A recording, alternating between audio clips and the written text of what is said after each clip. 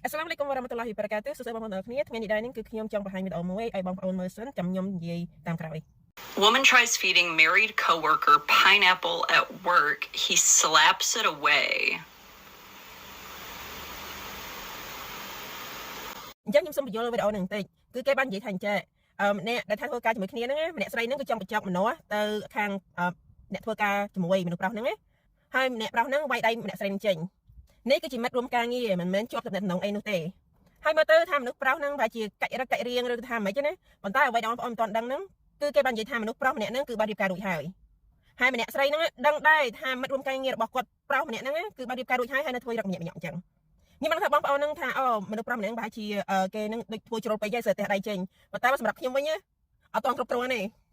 ខ្ញុំគិតថាមនុស្សប្រុសម្នាក់នេះគឺគាត់បានកំណត់ព្រំដែនរវាងមិត្តរួមការងារហើយនិងសម្ព័ន្ធភាព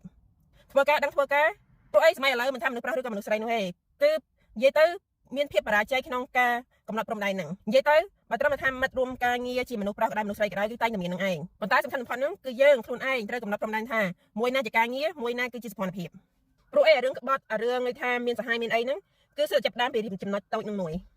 សម្រាប់ខ្ញុំវិញគឺខ្ញុំមានតែមិត្តរួមការងារមិនថាមនុស្សប្រុសឬក៏មនុស្សស្រីនោះទេប៉ុន្តែខ្ញុំមានមិត្តរួមការងារជាមនុស្សប្រុសឬក៏មនុស្សស្រីប៉ុន្តែខ្ញុំអត់មានមិត្តភក្តិជាមនុស្សប្រុសនោះទេអញ្ចឹងខ្ញុំគ្រប់គ្រងនៅទង្វើរបស់មនុស្សប្រុសម្នាក់ហ្នឹងតែធ្វើចំពោះមិត្តរួមការងាររបស់គាត់ព្រោះអីនេះគឺជាអ្វីដែលបង្ហាញថាមនុស្សប្រុសក៏មានភាពស្មោះត្រង់ដែរ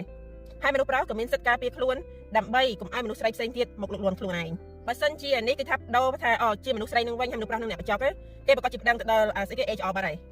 ហើយបាននិយាយទៅបងប្អូនមិនថាមនុស្សប្រុសឬក៏មនុស្សស្រីក៏ដោយបើសិនជាយើងផ្ដល់តម្លៃខ្លួនឯងទេហ្នឹងតើមានអ្នកណាទៅថាមកផ្ដល់តម្លៃឲ្យយើងអញ្ចឹងមនុស្សស្រីម្នាក់នេះបានដឹងហើយថាមនុស្សប្រុសម្នាក់នេះគេមានប្រពន្ធមានអីរួចហើយសោះពេលមកធ្វើរឿងអញ្ចឹងគិតថានេះជាការត្រឹមត្រូវឬក៏អត់ប៉ុន្តែនេះគ្រាន់ជាកំណត់របស់ខ្ញុំទេណាប៉ុន្តែសម្រាប់បងប្អូនវិញតែគិតមិនដែរតើមនុស្សប្រុសម្នាក់នេះធ្វើអញ្ចឹងត្រូវឬក៏ខុសជួយទម្លាក់ខមមិនមួយមកណាអូខេអស្សាឡាមអាឡៃគុំ